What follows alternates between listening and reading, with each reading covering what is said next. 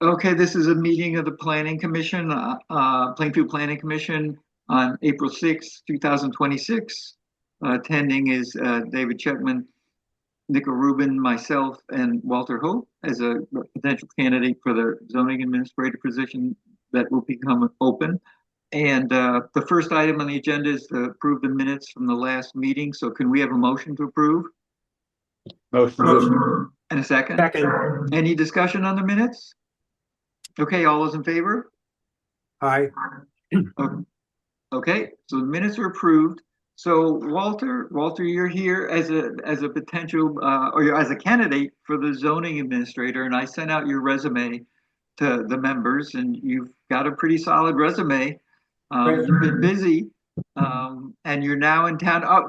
My wife's the lister. She's wondering, are you living up on your property now, or? I am. I'm there about 6 days a week. I don't have a water well yet, so I had been using snow water and melting that for the toilet, but the snow's gone. So I'm going to be using a dug well that's on the property. So you're in an RV? No, I'm in the building. Okay, so there's a building up there now. Yep. Excellent. Okay, good. Yep. Okay, doke. I knew the first one was going to be rough, and Okay, have you got a wastewater permit for the property yet, or? I do, and there's a leaching field was put in back in August, September. Okay, Yep. great. Any other questions? Well, just, Yeah. Kaylee's gonna get, one of the other listers, Yep. is gonna get, because you've been emailing with her and make an appointment for an inspection. Yep. Because it's new construction. Right, they're coming on Friday, I believe. Oh, good. Okay, so she got in touch with you. So I assume you got a building permit. Oh yeah, oh yeah. Okay. Yeah, that's the first test for a zoning administrator applicant is following the rules. Yep. Okay, I'll meet you at some point. Yes, I hope. Yeah, she's the lister, and I'm on, so it's a small town.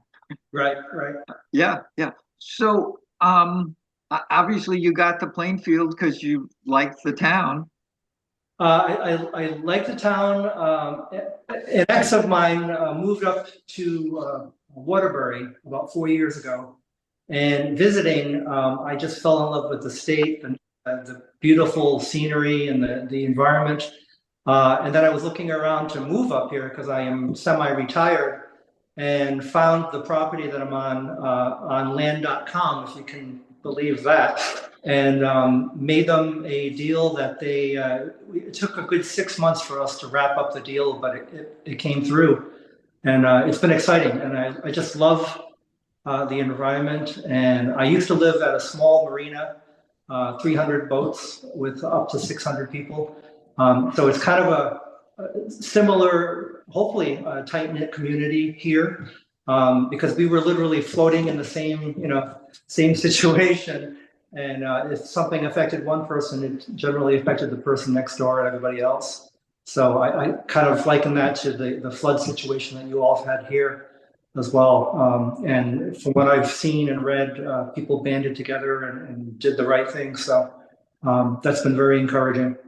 Okay, I think Sandy's got one more question. Sure. Did the land company in Scottsdale, Arizona, that you bought the land from retain the rental of the cell tower? Yes, so my understanding is they own that little itty bitty square at the top. Right, it's half an acre. Yeah, it is not mine. I received no income from that. Okay. Yeah. That's what we thought, that there was, the deed from them was never, or the deed from them actually to you was never clear on that. It was never specified on that particular portion of it. Right. It didn't say anything whatsoever about retaining or not retaining the My understanding, it's been carved out.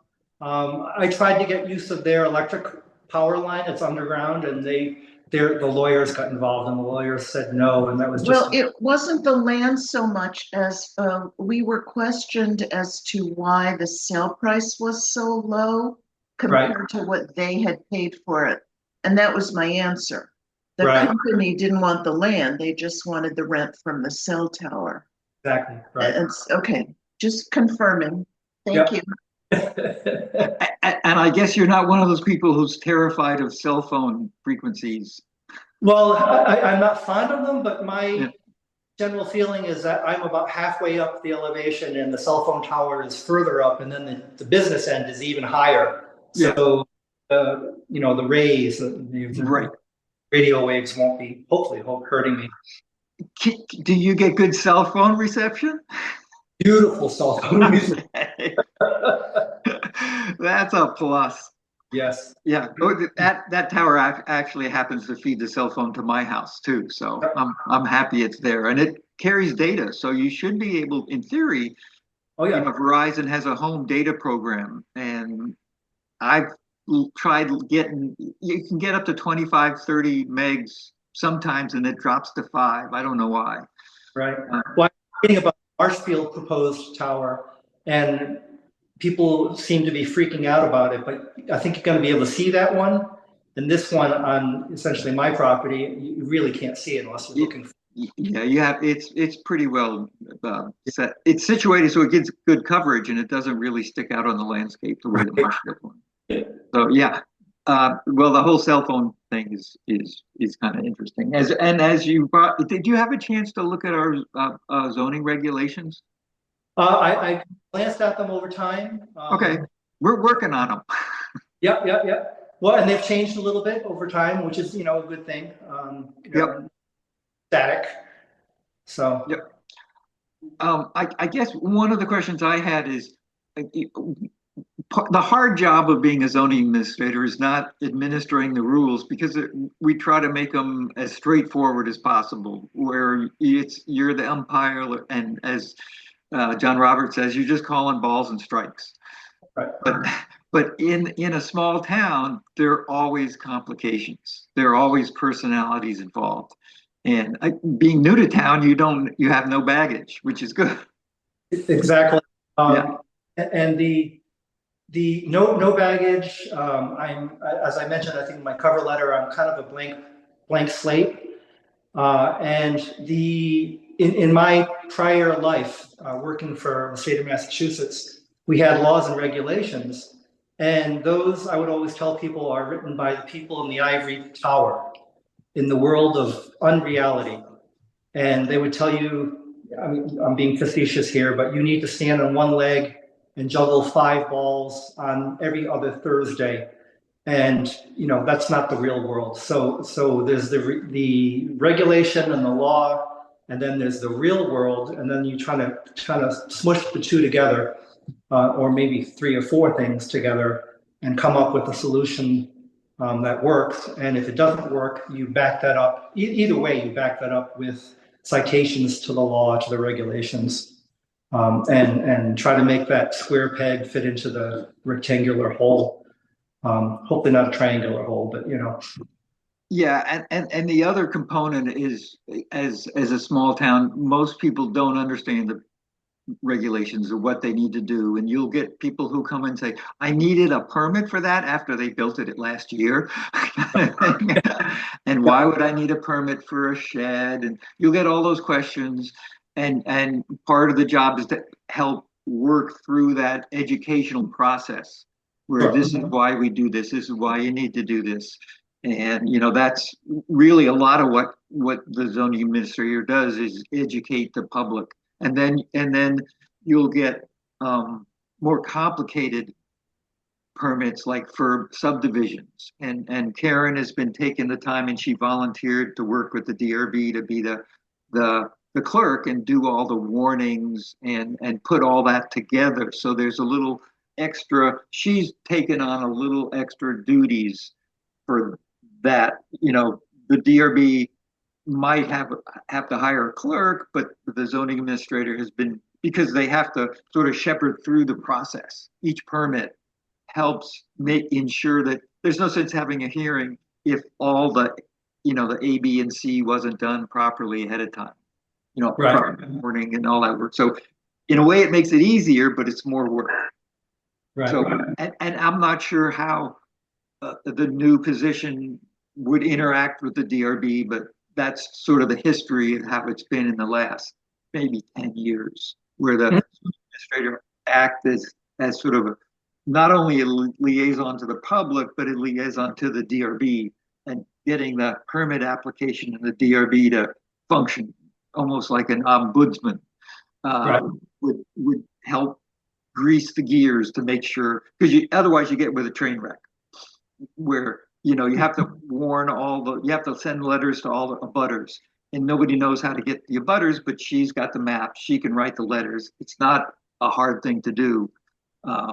It'd be a hard thing to do to have somebody who has no idea what they're doing have that. So that there's a public service component, there's a understanding the community component, and there's the zoning regulations that need to get applied component. So there's, it's a little more involved than it might just say in the job description, let's say. Right. Right. And I think it's important in the community relations part, you probably understand this, but it won't be as simple as just explaining to people what the rules are, because there'll be people who are, pissed off because they're not getting their permit right away, and they'll yell at you, and they'll post on Plainfield People, and they'll do all these things. And I think it really takes a certain kind of personality to be able to handle that. It could be your work experience provides that for you. My understanding is that the first step is a training position. Right. So presume, and I don't know how long that training position is supposed to last. I didn't. Yeah, Karen was thinking, a couple months. She would stay on through June. So if we forward an applicant to the select board appointed, 6-8 weeks, get the hang of it. This is a busy time of year too, so there's permits coming in. Right. So you would. My experience, not just with regulations, but in a lot of things, a lot of people just say this is the rule, period, and then they kind of run away sometimes. I tend to be the person that says this is the rule because, and why we have the rule. And people may say, well, that's stupid, I don't agree with it, but in the end, the rule is the rule, the law is the law, the reg is the reg.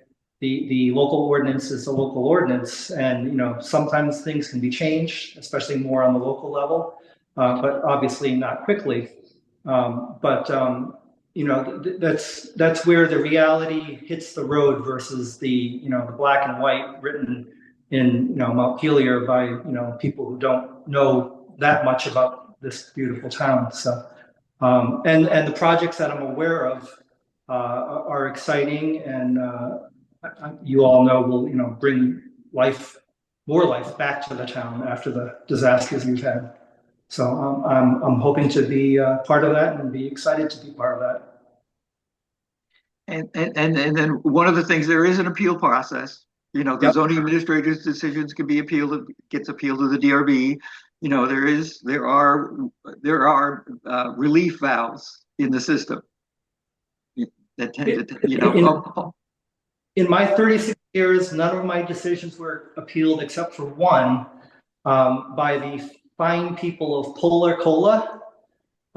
They did not like a fee that I was giving them, and they appealed to the governor. And at that point, you kind of throw your hands up and say, whatever, my upper management was right behind me the entire time, and they said, well, they were late, they get the fee. And it was a piddling amount of money for a large, manufacturer. But they went to the governor, and at that point, you can't argue. So you have to know when to give up. Apparently, they can't argue. They always try to. The other component is enforcement, which has been a little hard to do in the town. There's a history about some properties that were not in compliance with zoning, and it took a long time to get the enforcement, and it's some of these sagas are still going on. So that's another component that the select board fortunately is more inclined to do that at the present time than it was previously, where the select board, they didn't feel like they were as enabled to try to do anything. So Right. I think the current select board is going to be behind you. And then, the zoning administrator doesn't drive around town looking for violations. Violations get, I saw this or I looked about that. Can you look into this? That's when the zoning administrator has to go up to the property, and I don't think anybody looks forward to that. But there are properties that are not in compliance with zoning, and how strict do we want to be is a question, is sort of always an ongoing question. But when something's clearly in violation and is causing distress among neighbors and people in town, then you're the person, along with maybe the constable and some others, who are tasked to be the diplomat. Right. One of the terms of art that we used to use all the time was level the playing field. And if somebody's built a huge addition or put in something that they didn't get a permit for, and they're not being taxed on it as a result, they're getting a benefit that everybody else is not getting. And I certainly understand that, and that's why, like, even coming Friday when the listers coming out to visit me, I completely understand that, and that's how this town runs. Any town runs from their property taxes, and it's part of life. So yeah, and the listers look at the permits to see where the new buildings are to go look at them. Right. So there's a tight correlation between the listers and the zoning administrator for anything new that's come up. Right. So that's important. Yeah. David, you got any other questions? No, I'm good. Okay. Thank you. Nico, you got anything? I guess one key role I see is that you're guiding people into compliance. People may have looked at the zoning, they may not, and then you're in a position to say, oh well, here's where you may be about to cross the line, or here's where you did cross the line, and you need to get another permit, you need to do X, Y, or Z. That you're really, and there's probably some handholding required, that it's like you show up, ask somebody to do something, like, I don't know how to do that, versus, okay, like, here's what you need to do. You can, it's a small enough community. You're not dealing with 10,000 permits. It's, it's a handful, and that people will often need handholding in order to, people generally, I think, want to comply. Nobody's like, right. So just that's the big piece of it. A customer service aspect to right. it. You're supporting people to be able to do what they want to do within the bounds of the zoning. And in part of my prior life, I permitted people to become certified professionals in a certain area, and they would every other year they had to send an application with documentation showing that they had received credits taking various courses. And we weren't there. Our aim was to keep people employed as these people with this certification. The aim was not to say no and to make a small number. Our aim was to make a large number of these certified professionals. So part of my job was looking at their documentation and trying to fit, okay, like, well, that's not quite right, but it's close enough. And sometimes it was like not even close enough. It's like wildly in the wrong direction. And those were easy to say no, and those were never contested because I think the person knew that they were trying to do something that was wildly inappropriate. But another thing that we did was we had so the primary law that I work with was written by lawyers, and it was pages and pages long. And so we did a English version. We jokingly called it the English version of this particular law, and we put it into plain language. Years later, management said, no, you can't do that. So they took it away from us. But it was a helpful tool because it's, We're gonna be, You're we're good. here, we're here. I think Oh, yeah. I'll make it to the rest of the meeting on the battery. Okay. Oh, okay. I don't, but So anyway, we tried to make it understandable, and I completely understand that. Especially they're using terminology that an average everyday person is not going to be using. So you've got to bring it down and explain it to people. And a big part of the explaining is, well, why can't I put it here? There's power lines or underground something or a river that's going to overflow the banks, or the driveway is too steep and you can't get emergency vehicles. The fire department can't get up there. Like on my property, right after, Yeah, absolutely. right after it was granted, the rule changed, and I don't think I'd be able to be there right now. Yeah. Well, that's somehow the way it goes. So I want to thank you for putting your application in or being interested in doing it. We're going to interview one other person. Yep. And if by chance we don't choose you, that we're going to come up with a list of things that you would be good at in town, because you sound like a really good resource. I Yeah. would be thrilled, and it was funny that the crew that helped me getting the land ready and chopping down the trees, when I first met with them, they looked at me and says, is this going to be your summer home or your winter home? And I said, no, this is going to be my 24/7, 365 home. And you could almost see their attitude adjust. Yeah. I'm not a guy from from down south, Yeah. flatland, going to be here for 2 months out of the year. Yeah. There's a lot of work to do in town. There's a lot of options. Great. So I'll send you an email. We'll try to make a decision. And if it doesn't work out for this one, believe me, there's a lot of potential. You'll be able, with somebody with your skill, will be able to contribute. Great. Thank you, Will. Well, thank you, Walter. I'm sorry you had to drive up and down the hill, but I drive slow. yeah. The best thing is go slow. Remember, F equals MA. The harder you hit the pothole, the harder it hits back at your car. Thank you. you. nice to meet you. Yeah. Okay, thanks again. Thanks for coming down.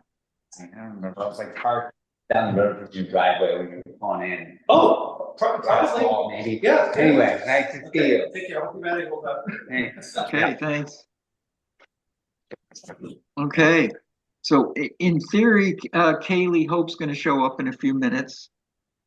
Certainly sounds like he's got some skills that we, want to put to use one way or another. I was hoping. So Kaylee is the second applicant? Kaylee Hope, who's Yes. one of the listers. She's just down the road from you. Great. Yeah. So the advantage there is that she's been in the town office. She knows the town. That's a plus. And if you looked at her resume, she's got a pretty decent professional background. I went to her website and she's been around. Did you watch any of her videos on the drones and stuff? I haven't. I've been, I haven't. It's it's like, wow, that's pretty cool. She went all over the world to take a report on drones Cool. and produced her own videos. So that's I couldn't do that. I can tell you that. Yeah. Well, let's hope she shows up anyway. I reminded her earlier on.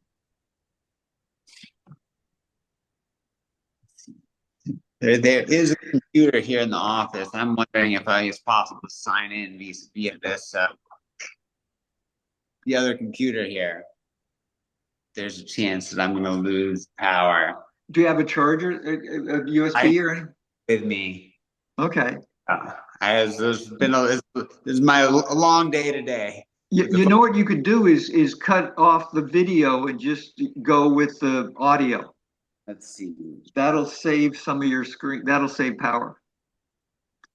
And Yeah. while you're doing that, I mean, you can try hooking on trying to set up another computer. There are instructions Yeah, on the desk where the computer is. I've never tried it, but it didn't look too horrible. Yeah, you'll just have to save the Zoom link and sign in again.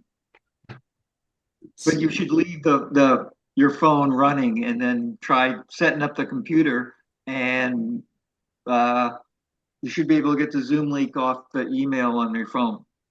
all right, Yeah, give it a shot. yeah. I'm going to disappear for the bathroom while we have. Okay. We'll wait till we'll let Nico do the tech work and wait for it.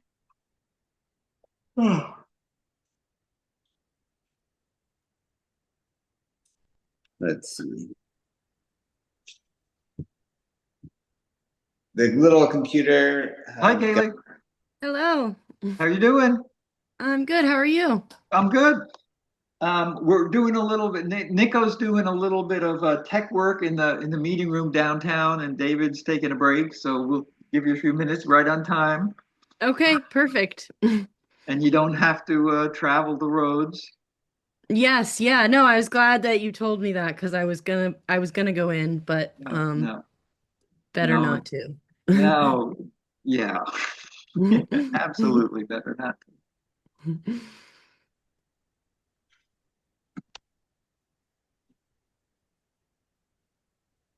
So I looked at your website, was very impressed, I gotta say. I looked at Oh.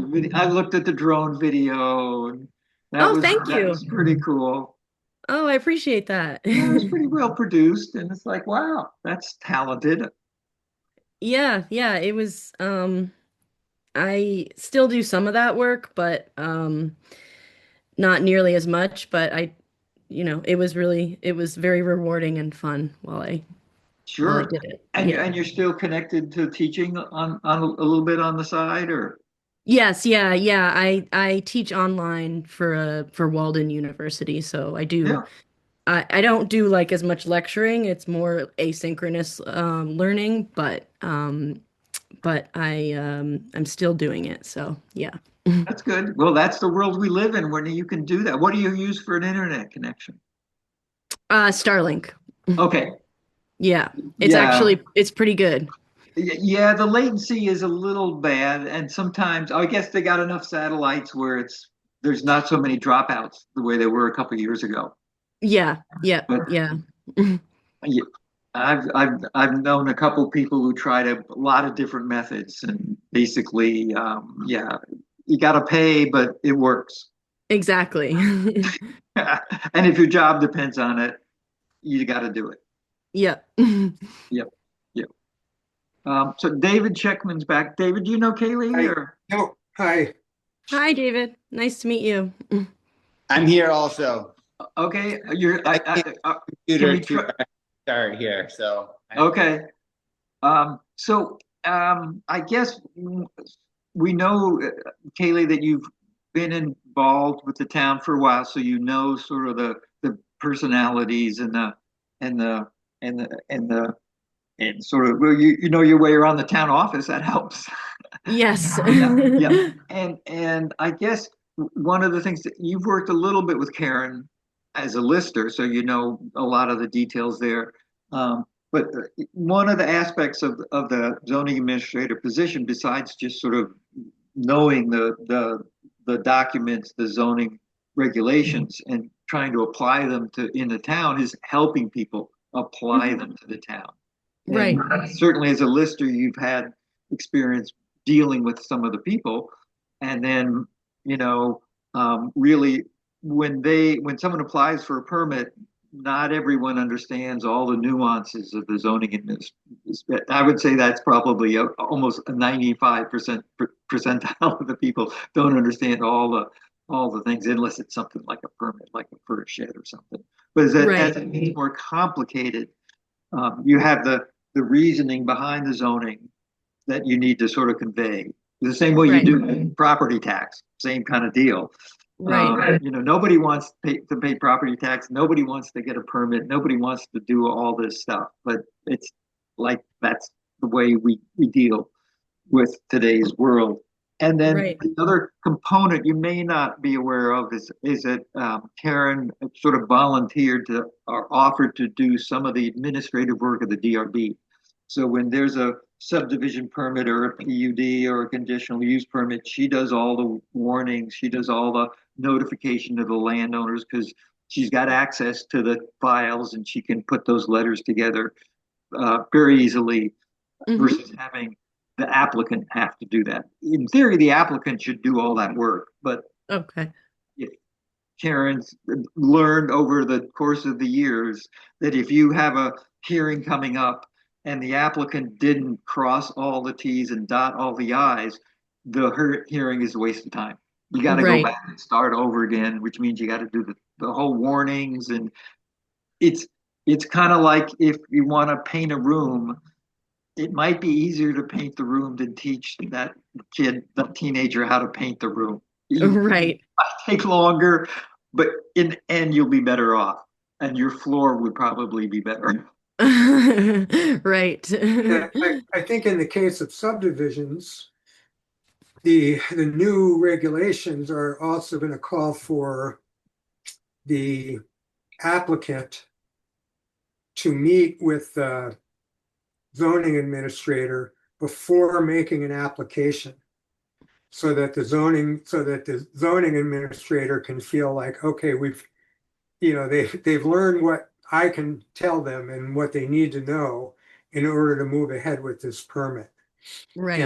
And I think that could be a very helpful thing. Karen has mentioned that there's been projects where people just show up and they don't really plan on it. I guess Will was kind of saying that, and then everybody has to go through a lot of extra work. So that's something we're trying to remedy. Right. Right. Yeah, that makes sense. Yeah, the more components you have in hand at the first hearing, all the little pieces in place makes so you can go ahead. I was on the DRB for a while, and actually planning commission members fill in when the DRB doesn't have a quorum. And there were plenty of hearings where, well, you don't have this, you don't have this, you don't have this. We'll have to do it next month.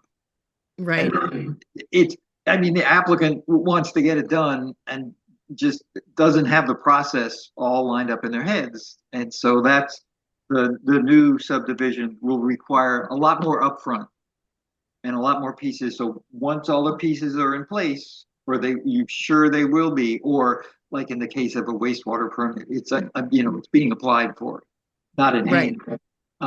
Then you can go ahead and warn a hearing, but don't unless the pieces are there, and that's the zoning administrator's job to understand all the pieces. These things need to be here or far along in works. We're not going to be able to do anything. So Right. that's not really written down anywhere because the DRB doesn't have a clerk. Maybe that will transition. They're all volunteers. It's a lot of work where the zoning administrator's the paid position takes a little more time, but the zoning administrator has access to all the files, all the property records, all the stuff, and it's not a hard thing to do. Right. Right. I think Karen and the DRB would appreciate a continuance of that, offer. Yeah, of course. Mhm. Yep. And then the other component is, as the angry permitting process. I'm getting here. I don't want to do this, and you'll have to, similar to property tax, you'll have to sort of smooth that over. Right. Prepared for that. And Okay. then you have the compliance issue where there's a property, it's not in compliance. People are living in there. I'm thinking of, a place on the Brook Road where the house shouldn't be there. Nobody should be living there. And it's not a pretty picture. And you can get the constable and you can go in with a lot of backup, but you got to talk to those people and explain the situation to them. And sometimes that's not a hard thing to do. In some cases, it is. Right. Right. Yeah, that sounds not the easiest always, but yeah. Right, right. And don't be afraid to get, the constable or anybody else to help with that. Uh, Okay. it's because some of those situations are just not pretty, and some of them go on for a long period of time. And I think the select board is really behind the zoning administrator now. Whereas previous years they weren't as enthusiastic for enforcing zoning. In fact, they were Right. in probably 20 years they might have been never enforced anything, and then now it's they're more inclined to do that. Okay. Right, but it's likely that'll be a long road. Yeah, Yes. yeah, a never-ending road. But at least at this point, the select board is willing to step in and give you resources and help, which Okay. is good. So, and it still sounds good to you? Yeah, yeah, no, it still sounds interesting to me. I think I'm prepared to handle those things, and particularly in the property assessment work that I've done, I've had to like knock on doors and deal with people who don't always want to see you there. So, and also even in my background in journalism too, like also had to knock on doors and make phone calls and try to get people to talk who didn't always want to. So I'm pretty comfortable with those kinds of interactions. Okay, and you've got the time to do this. It does, it's not it's kind of there are lulls, and then all of a sudden it gets real busy, and then there are lulls, and it gets all real busy. But the busiest parts, you've got you can see having the time to make it all Yeah. happen. Yeah, I Okay. talked with Karen about that a little bit because I wasn't quite sure. But it sounded like given the ebbs and flows, like it's something I can manage. Yeah, yeah, and a lot of times nothing's going on, and then all of a sudden, springtime, a lot's going on. And I Right. guess, I guess, the new zoning administrator will work, Karen's willing to work through June or so, into June and get sort of she's got her methods, and, everybody's got their own way to work and filing and stuff. So you'll have to catch up with what she's been doing, and if you need to change something, that's great because it'll be your position, so you get to make some things. And I guess there are all these trainings to go to. Right. And, Right. and as a lister, I mean, Sandy's going on about the trainings that all the Yep. listers are supposed to go to, move down to Rutland for 4 days, and I don't want to go into that. Yes, yeah. Yeah, I'm very familiar with that, and I have actually been going to a lot of the Lister trainings that are online and some of the things that Nemrick offers, and so I am definitely comfortable with doing that. Yeah. Yeah, and there'll be I know there's a whole bunch of zoning, and every year there's always zoning, and she goes to them. There's just a workshop one day a year in the spring to get all the new zoning administrators or the old zoning administrators up to date on the current changes. Because every year there's something that's a little different, or some permitting process becomes different. So Right, right.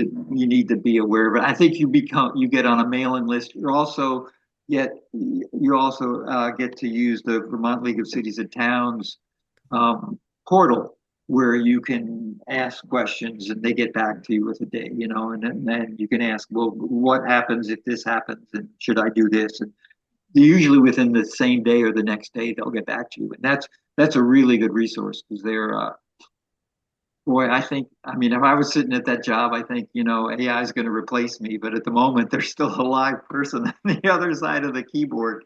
Well, that's Yeah, good. for now, I don't know what the world's going to be like at a Yeah. certain point. I guess I'm wondering because I know there's a bunch of the new regulations were adopted last year, right? The new zoning regulations in And Plainfield. we're actually, as soon as we say goodbye to you, we're going to talk about a few more additions. Okay, Yeah, okay. Karen had pointed out, I mean, it's like they never get done, but there's a couple of corrections that we can make. And we had a hearing on it, and we got into a discussion about slope, and we made some changes. And I think, we'll eventually get it to the select board, who will have a hearing, and everybody can get up and say something, and then at this point, they can adopt the changes that we made versus Okay. having to go to a vote and trying to do that. We did that a couple of years ago, and we went through the whole process with a vote and a revote, and we're going to try to avoid that again. Okay, that's With good. the select board approval. But has the introduction of those new regulations, like, I guess, in some added more work for the zoning admin or more any layers of No, actually, I think complications, it's or- made it easier. Okay, well, that's good. Because of this, yeah, we haven't added any onerous requirements. Actually, we made the subdivision easier to manage, especially Okay. for the DRB, which is good. That's good. Yeah. Yeah. So, and apparently this is a little trick that Karen reminded us of, that as soon as the select board warns their hearing for the proposed subdivision regulations, they take effect for Okay. 120 days. And if they don't get approved, they revert back to the original one. So there's a 3-month period where you may approve a permit under one set of regulations, and then the regulations will change and you'll have to go back. But we hope we don't get to that point. That would be Right. very confusing. Yes, that would be. Yeah. So we try to make as non-controversial changes as we can. That's good. That's good. Yeah. Okay. Will you have David or Nico have any more questions? No, I'm good. Okay. You've been working with Karen Story for a little while now. I'm just curious if you just tell us a little bit about what your experience has been. Yeah, so I mean, the listers have some crossover with Karen, because obviously when there are when there are permits and new buildings, we have to inspect and update the files. So, I mean, we haven't worked super closely together, but we have interacted at different points. And I've spoken to her recently about the position and, various different things. So I've become familiar with what she does and kind of what the expectations are. Okay, thank you. Mm-hmm. Okay, it sounds good. Thanks, first of all, for even wanting to do the job, Kaylee. Yep. And coming in, and we have one other applicant that we spoke with, so I will send out an email. Okay. At some point, we'll decide, hopefully soon, and then we'll get the ball rolling. Okay. All right. Well, Okay. thank you for taking the time to meet with me, and yeah, I'll hear from you soon. Okay, Thank thanks you. again. Thank you. Okay. Okay. Bye-bye. Okay.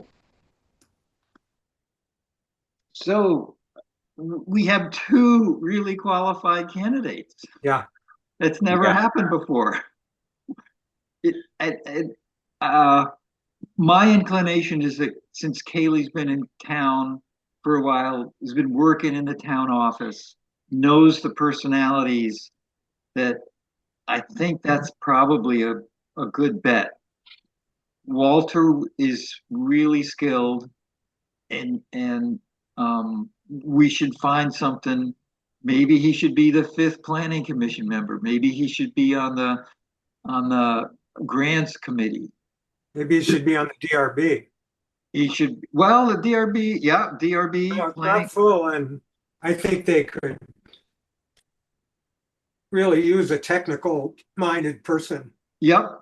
Well, he can have his choice. Yeah. He can be on all three. I don't, yeah, but I think I think we can justify our decision that Kaylee sort of already she knows the components of the town really well. My guess is it would be a smoother transition. Yep. And I'm assuming there's a tacit recommendation from the person who you're sharing your apartment with. Yeah, I think so. She's great. Yeah, yes. We haven't We would have endorsed heard it. about it if that wasn't the case, probably. Yeah. Somehow. Yeah. And that we know how we have evidence of how Kaylee works in the system, and I just don't wanna lose think it's a good Walter because he sounds like he Yeah. could really be Yeah. a good addition. Yeah, well, maybe Walter wants to be a lister. I mean, there's a lot of potential for Walter to work in be part of the town community. So anyway, Nico, what are you thinking? I mean, I think they both would be great. I think, I really appreciate Walter. He like brought a lot of energy and thought to it. And I mean, I certainly appreciated that, and I certainly see your points. I mean, I guess I'm comfortable with either. I guess it's like, oh, do we want to bring in somebody who has who's a little bit more, who's fired up for it in some way, that Walter seems. Yeah, but I certainly get the wisdom of oh, folks know Kaylee. She knows folks. That is worth a lot. And I guess if the folks that she's going to be working with know her, say yes, please her. I'd say yeah, absolutely. Yeah, but I guess I don't know who's saying that or not. But I imagine Karen says, oh, I think she'd be good. I certainly respect that. Okay, I agree. We should hear from Karen. It's my guess. okay, since she's not here, and can we have a motion that if Karen endorses Kaylee, that we'll endorse Kaylee or forward Kaylee's name to the select board pending Karen's approval. That way, Karen gets back to us and says, yep, I'm in favor. We can go ahead and do it versus waiting another 2 weeks. Sure. Okay, David, you want to make that, or I'll make the motion that can we forward the name? We'll forward the name of Kaylee Hope to the select board as the zoning administrator, pending pending a recommendation from Karen Story. Yes. Second. A second. Okay. Any discussion on that? I think we got there. All those in favor? I All right. Okay. Great. Got that done. Boom. Karen so we're going to go to the zoning. I sent out a copy with some changes on the language on the slope that, and I'll read it out. And it was basically trying to take what Rose and George said about the slope and getting the slope requirements to match what they were doing. I've got to scroll through. some kind of compliance. Yes, yes. Yeah. So, Which I thought you said it fine. And yeah, well, I'll read it. It's section 3.18 steep slopes, and it starts buildings that are proposed for slopes exceeding 15% in parentheses, 15 vertical feet and 100 horizontal feet, close parentheses, and up to 25% shall require a licensed engineer's design for stormwater control, earth retention, building stability, and erosion control. The designing engineer shall inspect and certify that the finished work complies with the design. yep. We're good with that? Yes. I guess I have a little bit of pause. It's like, oh, inviting folks to have to get engineers because whatever, it's a pain in the butt. We're just throwing in there because we think maybe it's a good idea when it hasn't. I don't know of cases of this being a problem. Well, because we wanted to increase the slope, and we took Montpelier's zoning as an example, and how do you increase the slope without any kind of confirmation that it's a good idea? And I mean, from Rose and Paul, Rose and George, they were really against increasing it at all. So we reached a compromise where you have an engineering the design that says it's done properly and it's built to that design. Yeah, I think it's reasonable. Okay. Yeah. The other, Karen had sent out something a while ago about a couple of things to add, and I think we can go ahead and add this one because the definition of a child care home is 6 or fewer. That's the way the language is in our definition. A child care facility is 6 or fewer, and a child care facility is 7 or more. But in the conditional use listing in our different zones, it's up to 6. So it should have the same definition as a conditional use. Oh, no, the 6 or fewer is a permitted use. Excuse me. Yeah. So the permitted use is let's say in the village, the reserve lands, they're all on the same, is a child care home serving fewer than 6, and it should be 6 or fewer. Yeah, So Yeah. the language should be 6 or fewer in all the permitted uses. So I'll make that change. yeah, Great. good. And then the other, and I wish it was here, is we should consider adding, it's subsection 6.7, access roads and driveways to the conditional use of a PUD, which means adding somewhere in there as a conditional use to the PUD that it should meet the requirements of subsection 6.7, the standards for road construction in a subdivision. And that should apply to the standards in a PUD. And I think I can just add that as an additional conditional additional conditional use to a PUD to meet standards 6.7. Does that sound? Fine with me. Yeah, that sounds good. I will make that happen. Well, I'll remind you that I mentioned a bit about the lot sizes, Yeah, and I felt like we really should clean up that wording, and you came up with a good rewording of it that I thought worked well. I think I put that in. I'll have to look.